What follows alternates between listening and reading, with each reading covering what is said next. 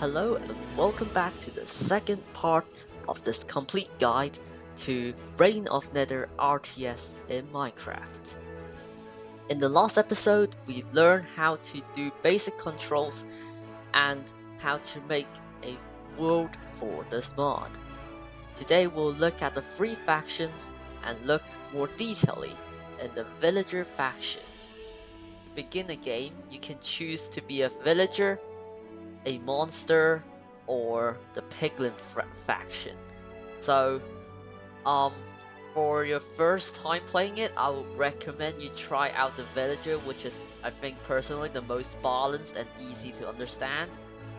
Um, the monster is similar to the villager, but it is slightly more powerful but difficult.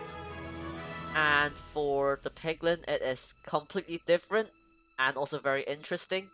And I definitely recommend you check it out after you get used to how the game works. For each of the factions, you start with three citizens, I guess, which will begin your game. In this guide, I will show all three different factions, and we'll start off with villager. So, starting with the villager, I'm gonna click the villager faction, and now you'll see a cross, which is where your first free villager will start. So I'll choose a very flat area, such as here, and we want to left click, which will spawn our free villager citizens. It will say that I've started the game, and it will also say how many people are playing this game right now. And you will see that there are actually four new items on the top left hand side. So firstly, the first one is food, which is represented by the wheat, and you have 100 to start. Wood, you have 400 to start, or 150, and you have population, which is 3 out of 0. So to start your game, you want to press one of your villagers, and you'll see this new UI on the bottom left hand side. You will see your selected person's stats beside like the face and their health bar. You see their possible actions and the possible buildings they can build. And to start, you have to make the town center or the capital.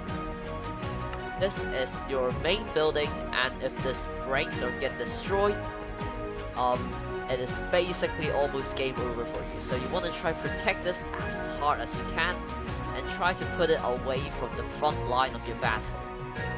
So you can see a blueprint, and you can move it around to see where you want to put it.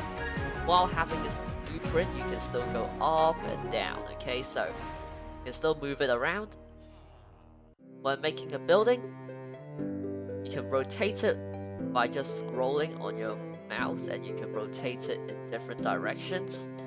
I'll just keep it in this direction here, and to place it down, just simply left click.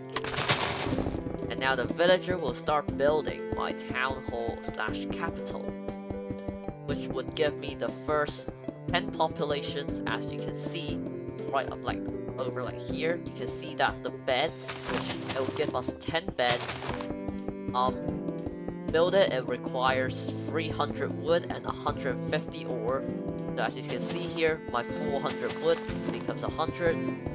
My 150 ore is just completely gone for this first building right here. So the villager will start building it very quickly, and you can click on it to see how many percentage it has. The more blocks there are in the building, the more health it has. So you can see the health bar increasing as the villager builds. While the villager is building, you can also see that there's a villager icon here, which shows the amount of idle worker. And if you click on it, it will help you automatically select a worker that is not doing anything. So after you select a worker, you can of course select the buildings, ask them to do some of the stuff. Do some basic controls.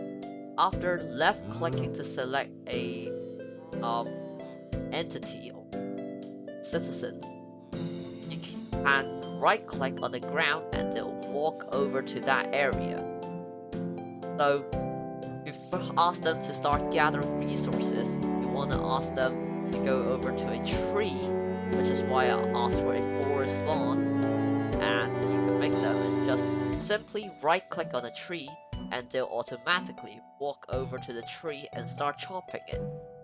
You can see that they're actually chopping the tree, because down here, the middle action is now gathering resources for wood. After they start gathering, you can also see that they now have some resources in their backpack, and you can ask them to drop off resources with this button here. You can also see that there are characters next to different actions, and those are just corresponding to your keyboard.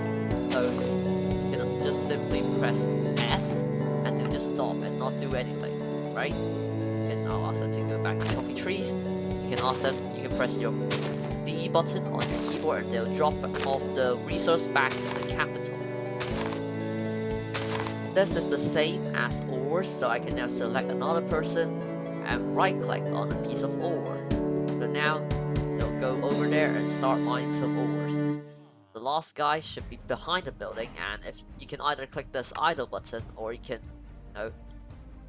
rotate the screen around and you can see, oh, there's the guy. So you can ask them to attack, so you can press A, they'll attack, and you can press left click there on the mob and they'll start running towards the mob and killing it. So anything such as like animals, they'll give you food after they got killed, which can help with your food count.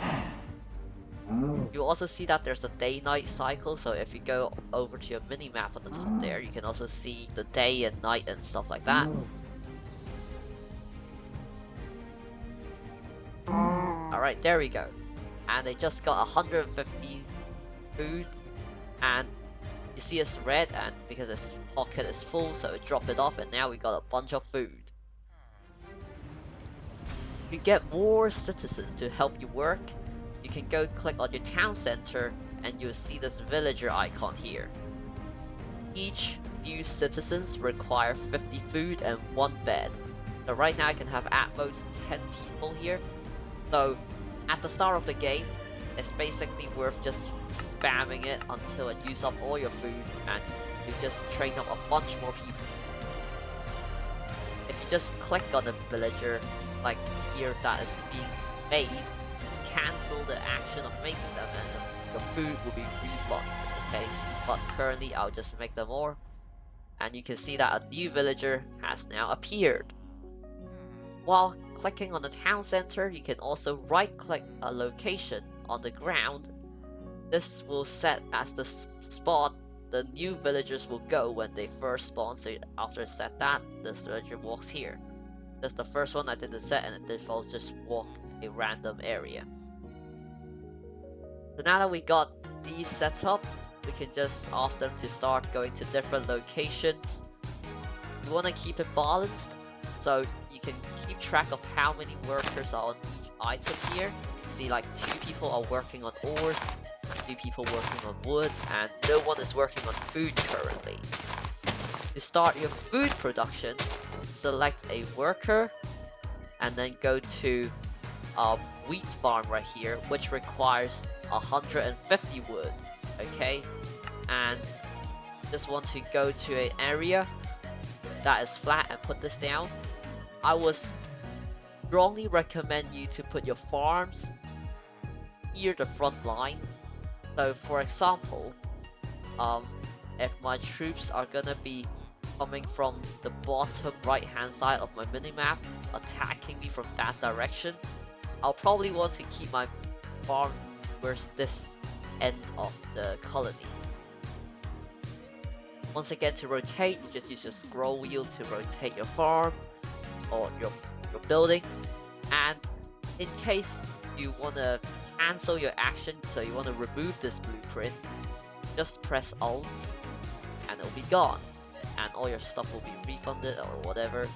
So, but it's fine, we want to build a farm right now, so I'll just go here and left click, and the person will walk over here and start building the farm. After this villager finishes building the farm, he'll automatically be turned into a farmer and start farming. So we can see this guy building right here. He'll build the farm block by block. If you want to cancel a building, you can press the cancel button, but you can't do that if the building's already built. The villager will start planting crops, and the crop growth is a lot faster in this game here, so it's not the normal vanilla build speed. I would start off with probably a few, maybe 3 to 4 farms, so I'll just get bunch of people. But currently I don't have enough wood, so I guess I'll just ask someone to attack that cow there, so we get some more food and we can get a higher population. With one guy not doing anything, so we'll ask him to also help us chop some wood.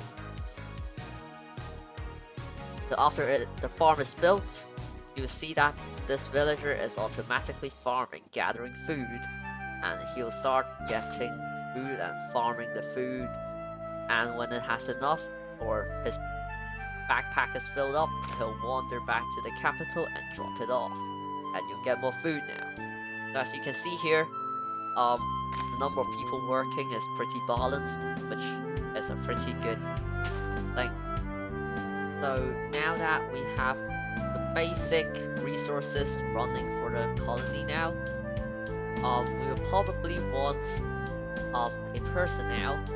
So the building next to the town center is called a stockpile, which, as it says in the description, it gives a place for the units to drop off resources. So as you can see, this villager who is farming the crops needs to walk all the way back to the capital, then back to the farm, meaning he's not farming during this whole time, which means he's kind of wasting time, right? So to ask them to actually drop it off easier or quicker, you can ask a villager to build them a stockpile, which is basically an area that they can drop off food more quickly, or drop off whatever resource actually. So this includes ore and farm and or like food, wood, everything. So after getting all of these, I've got more food now, so for the first 10 populations, you just max it out with villagers. Now as you can see, we have 10 out of 10 beds, meaning we cannot have any more, so even if I click this, it says I don't have enough population supply. This means I should probably build a house now, which is right over here. Each house adds 10 beds, which allows your population to get bigger. Again, houses, I would recommend you to put it near the front line, because even if houses are destroyed, they won't really affect the war. But if some important building that perhaps create troops that is destroyed, then you will run into a lot of problems. I would recommend putting your farms and your house near the front line, and I'll just build it right here. It does cost quite a bit of wood, but it'll give you 10 more population. It's important to note that you only really need to build 9 houses, as the max population per player is 100. Since the first capital will give you 10 beds already, and each house will give you 9, you only really need 9 houses to max it out, which means any more house like the 10th one, they won't do anything. You can use them as that decoration or just, I don't know, frontline defenses, but it won't really do anything for you anymore. Now that we have another house getting built, we'll get more population soon, so we can get more people working for us. Again, you have a bunch of people hanging out here, and oh, I forgot to mention, right, if you left click and drag, you can select an area which selects everyone in that area that is doing something. So for example, if I really just want these 2 people, oh, they're not doing anything, so I can ask them, just go up and chop some trees, please. Right. This guy's keeping mining some ores, and this guy's not doing anything anymore. So we can also ask them to go mine some ores over here. So the ores that is mined will turn to cobblestone, so that's that. So now that you've got some basic stuff running, we can start looking at some other buildings now. So, a spruce bridge is a bridge which allows you to build over rivers or seas. I don't know why you want to build over a sea. We can take a look at about how long they are. So if I just grab a person here, for example this guy, get a bridge here, you can see it's about like 10-15 blocks. So you can build that and you need to keep building it onwards. You can only really build it on water and it won't work on land. You can rotate it, and for the bridge it can actually be diagonal, which is very interesting and can connect places together. But yeah, it won't be really used early game, so that's not really needed. It will cost 50 wood and anyone can use it, build it or repair it.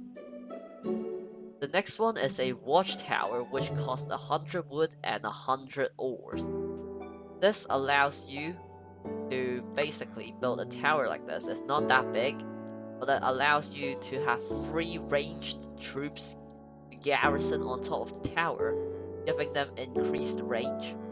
So you can probably dot this around probably in the front line, maybe like 2 to 3 watchtowers in the front lines, and then a couple more dotted around towards the back of the colony, which allows your troops to retreat or just like stand by and guard the place if the front line falls or something like that. I will not personally build this when you have a lack of resources at the start, as it is not that useful. It does not do anything on its own. The last one is the barracks, which is the one we will be building right now. This one allows you to train troops, basically help you build your army, which is why this item is very important, because if it's destroyed you can't really get any more troops, which is why I'll put it towards the back, behind the farms and the houses, to allow it to not get destroyed that easily. So I'll just build that right there, and that villager's gonna go build it now. We have a villager here that's not doing anything, so let's ask them to mine some ores, and another one that's not doing anything, so let's get them to go chop some trees. And this game is a lot of micromanagement, so now that the house is built from like 2 minutes ago, we now got more population now. So because the max population is 100, and one thing to note is that the army people, they use more population area, some like 2 spaces, 3, even up to like 6 spaces. So you don't want to overpopulate your village with villagers, but you still want to keep a moderate supply of items.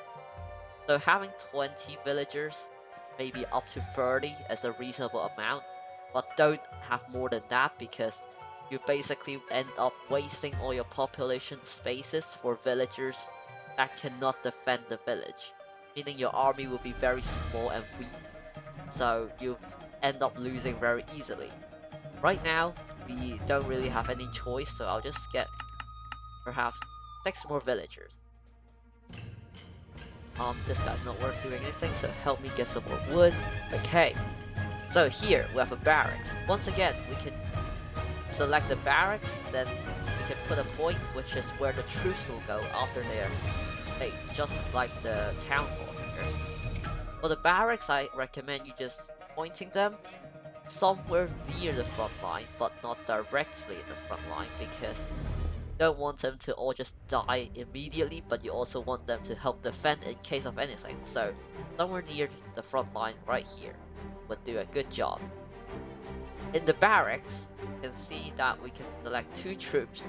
So in the storyline, the villagers and the pillagers have like joined forces together. So your army would mainly consist of pillager people. So we have a Vindicator, which uses 2 bed space and 150 wheat. It takes 30 seconds to be produced. The Pillager, also 2 bed spaces, 30 seconds, and it'll cost 100 food and 80 wood instead. So right now I'll just make 2 of each, and I'll have maxed out my population. So once again, it's time to build more houses, so I'll just get more people and we'll just line up the house in the front right there. I'll just get maybe a couple more houses down right next to each other. So just like so. Okay, and we can also see that our food count is kind of low, so I'll also get a couple more farms right here, which we can just build up right there. And another farm. We need to wait for a little bit more wood, so let's ask this guy to go and get us some more wood right there. Okay, and you can build me a farm. Just like so. So, after we have done that, we can see that our pillager is almost done, and we can see our vindicator is standing right here. I will move this point a little bit more forward, just so that they can stand in the middle of the house. So now you will see that you have a new button on the right hand side above your idle workers, which is select all military units. Select, and there you go, I've got my 2 troops. I can just right click on the ground and they'll just stand on the location I asked them to. I can press A and ask them to attack something. If there's anything on the map, I don't think there is, so no. You can press S to just cancel. Right here, if I select all the units and I can select my pillager right here, I can press this button or just press N, and I can ask them to garrison in a watchtower, which I did not build. So, too bad. So, I can press this guy here, and let's actually build a watchtower now that we got some troops now. I will put the watchtower right here, and after it's built, we can put the pillager on top of it, which gives it increased range to defend the colony. So, now that we've got more spaces, I can also make a couple more troops. Personally, range units are very good, so I'll get a couple more range units. Oh, I don't have enough food, that's bad. Let's get another vindicator as well, so some melee as like tanks at the front, and we have the big damage dealer of the pillagers at the back. We can also select them individually and just ask them to move like that. It's basically the same control as villagers. So, now that we've got more people now, we can also see that after we built the barracks, we got 2 options. The blacksmith and their arcane tower. The blacksmith will basically allow you to build iron golems, which is very good because they're very tanky at the front. I will need a couple more wood, so yeah. You can see that wood is a really important resource and that can run out very easily, so you always want to keep people working on the wood. And yeah, we got a lot of ore, so that's all set.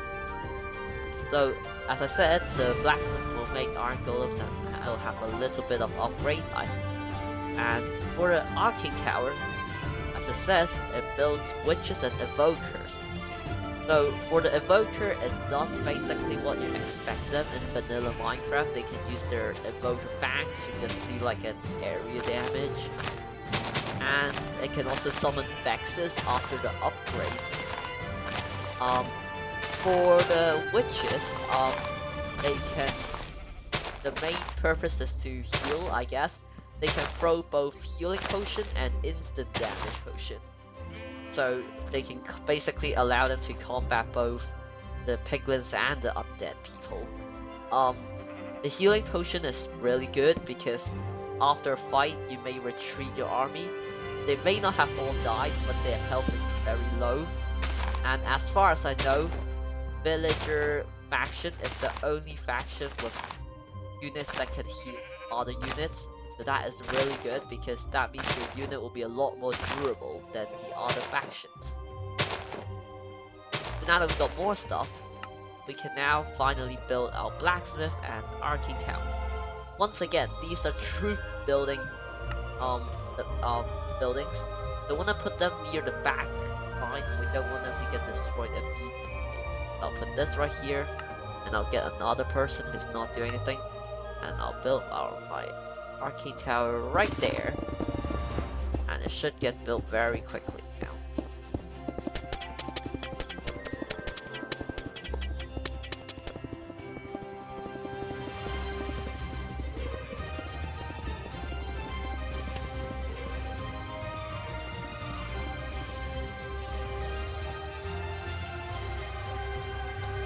So now that our arching tower as well as our blacksmith is made, we can now again make more different troops. You can see here down blacksmith we have our iron golem. It costs 250 iron, 4 bed spaces, and it takes 40 seconds to build. So it's important to build like beforehand, because if a battle is losing very quickly, you probably don't have enough time to make any more iron golem. Beside it, we have 3 different upgrades. We have diamond axes, which upgrades the Vindicator axe to diamonds and basically more damage. This one you can basically do it whenever you want if you have the resources for it, and I'll definitely recommend it. But I think the better one will be multi-shot crossbows. This one will require a lot more resource compared to diamond axes one, but it allows the pillager crossbow to be multi-shot, which is really good in a crowd control situation when 2 crowds of armies are crashing together. The damage spread across more targets is very useful. And the last one is iron smithing. This allows villagers to construct iron golems. Personally, not worth it unless you have a lot of resource at the end. So I'll do this at the very end if I start the resource, because it's honestly not really worth the time and resource to spend on this one. Now again, same to like the barracks and the town center. You can select the barracks and select a point in the front line, which will be where your iron golem can go. So right now let me create 1 iron golem just to show it off. And I'll also I do have enough resource for a multi-shot crossbow research after the iron golem. So now to the arching tower. Once again, you can go select that and select a point in the front line there, and they'll all just walk there. Here you'll see your witch and evoker. For the witch, it takes 100 resource of witch, and it takes 3 bed spaces, and as I said before, it can heal and damage potion. Not damage, damage enemies. It is pretty good, but I will not really send the witch to the front line, so when you're selecting your army to go battle, try to keep your witch alive towards the back so they don't get killed immediately. Instead, they can be a support to help heal your army. For the evoker, we do need a library, so we can't really do that yet. So let me make myself 2 witches for now, and that will go on itself. Here I do realize that the house isn't built. This happens when you assign a villager to build a house, but then halfway through you ask them to do something else. So to continue the building, just right click a villager, left click a villager and right click on the building, and the villager will walk over and resume the building and fix it up. So now that we have some towers, we also want an evoker, which means we want to build ourselves a library. It is quite expensive, but it allows you to research and as well as make evokers, so definitely worth it. I'll just build this right here. Now another building also came up, which is the castle. This allows you to produce Ravager. Although it says it can garrison up to 7 units, with my personal experience, the 7-unit garrison is not worth it. The main part of the castle is to store Ravagers, or no, not store, to produce Ravagers. So I would treat it as a troop building building, which means I should also put it towards the back. The castle is very big and has a lot of health, so it can be like a kind of a tank or a wall in front of your main building. So honestly, I should have put my library towards the side and probably put the castle right here. So now I'll ask a villager to come here and build me my castle. I'll just put it right next to it, right next to my town center, and it will be built. And off it goes. back to the library now, we can see that we can have 2 upgrades. So the library is only for upgrades. It allows you to, for the Vex one, it allows you to summon Vex, of course. And for this one is for the Witch Lingering Potion, which allows them to heal or damage more. They're both very expensive, so I'll just talk through it, but I'm not gonna research it right now yet. Okay, as you can see here, also multi-shot crossbow is now made. So the one I just put like here is now ready. It will also tell you when an upgrade is complete. So that's very cool. Here, now that we've built the library, we can finally make our evoker. So now we can make some evokers. I'll make myself 2 evokers. Down here in the map, you can see a lot of the green dots. The big dots are the buildings, and the small dots are your unit, villager, army, whatever. If you're playing in a multiplayer with opposing factions, the enemy will appear as red, so you can tell when someone's trying to attack you or where the enemy is located. Now, if you do go very, very far from the map, you will start to see that like some chunks start to disappear, and eventually you may see like a black border around the map, which is when you have reached the corner of the playable area. So then basically you can't go any further. Well, I won't do that right now because it is kind of far away. The castle is almost built, and you can see that the castle almost have like 650 health. Actually no, it's exactly 650 health, which is a lot compared to a lot of other buildings. Like houses only have like 150, farms only have 50, so like the castle is a really tanky unit. Again, same with all the other ones, you can select the castle, go to a point in the front line, and any Ravager that is produced will go straight there. Now Ravagers, they are very strong units and therefore very expensive. So not only do they use a lot of resources, they also take a lot of space, bed space, and they also take a long time to produce, which is kind of similar to the Iron Golem situation. I would say that the Ravager in this game is basically an upgraded version of the Iron Golem. So let's make that. Okay, never mind, we do not have enough. So let me just talk through the 2 possible upgrades here. We have a Ravager Artillery, which is basically when you see pillagers riding on a Ravager, which is similar to how the vanilla raid evil sits on top of a Ravager. After you've researched this and got yourself a Ravager, you can click a pillager and it'll have an extra button on top of the attack here, which allows you, after you click that, you'll get your like the cross, and you can left click on the Ravager and the pillager will just go sit on top of the Ravager. So now 2 of them move as 1 unit with both ranged and melee attack, which is very good. Now for the second upgrade, it is Officer's Quarters. It basically makes one of the villagers a captain, and that allows a buff to all friendly units nearby. So now we got our castle. The last building we can make is the Iron Golem, which is the one I said is not very useful, which is the one here, the Golem Smithing. If you research that, then any villagers can also build your Iron Golem for you. Not very useful, so I'm not gonna show it here now, but it's basically the same as any other building. And that's about it. I've shown all of the buildings now, so now it's just a matter of building up your resources and filling up your entire army.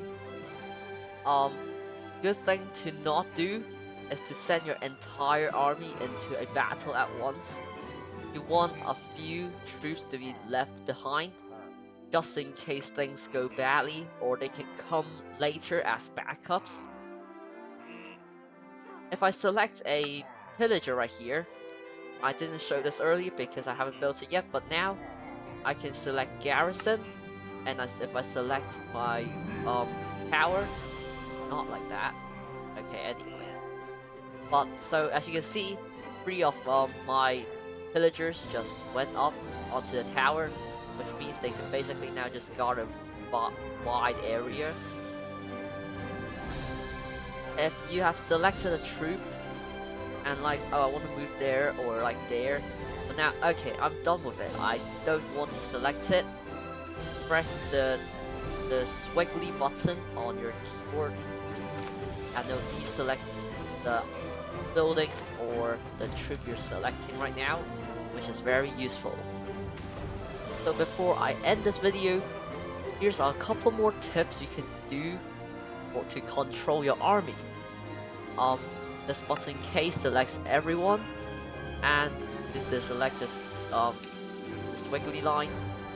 If you double click a unit, you'll select all the unit of the same type. So here I've selected all the pillagers, and if I double click my evoker, I can select all the evokers. I can also create a group by pressing Control and maybe 1. If I select all the villagers, Control 2. And now if I press 1, I will select all the evokers and I can ask them to move forward. Press 2 and I can ask all the villagers to go over this location, which is very useful when you're controlling your army and giving precise instructions of what to do. To remove someone from the group, just like right click them as it says here, and you can also add different people by holding shift. And now I've added like shift click, left clicking an iron golem, then shift, holding shift and click a witch. I can create a group of an iron golem and a witch in a group, which may be useful for you when commanding an army. If you press Control and click idle worker, you can also select all idle workers at once, which again, very useful. And that's about it for the villager faction of this mod. And in the next video, I'll be showing off the monster and the piglin faction. So stay tuned for that. If you have any questions, leave a comment and I'll try to answer it if I know how to. And that's it, and see you next time!